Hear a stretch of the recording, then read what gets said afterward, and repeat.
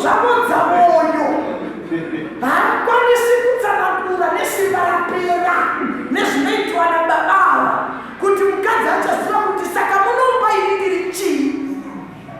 Kozvandakasiyawo vabereki tikati tonamatirana nababa kozvinomazomoita zvinhu zvavo kunamatirana mumba kwashaikwa. Mwari watinamatirana nomukadzi wani imwe michato haina mufaro yatoputika nokuti chinangwa chokuti kunamatirana nevanhu vaviri kwanamatirana vanhu 6 kana kuti 8.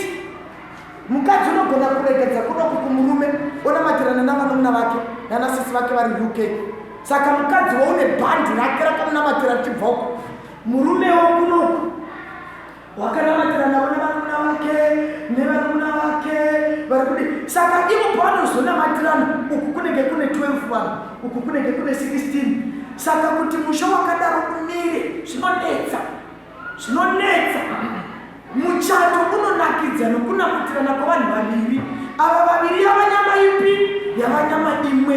Hatiravi kuti vanhu vanokonana. Mukukonana kwenyu muri vaviri kuti zvinhu zvifambe hazvitauri kumusha kwemurume, hazvitauri kumusha kwemukadzi.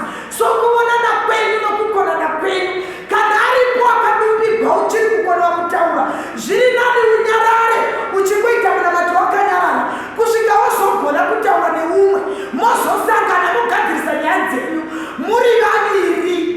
Vazhinji vaputsa michato nokuwanza vanhu mumhuri yenyu.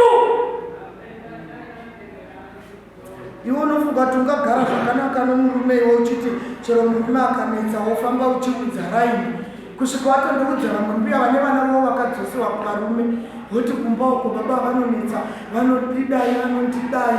Saka unongati mai vane vana vavo 3 vakadzoka. Saka unongati vakafara kuti urambe uri pamurume ndo vanotokuudzira iwe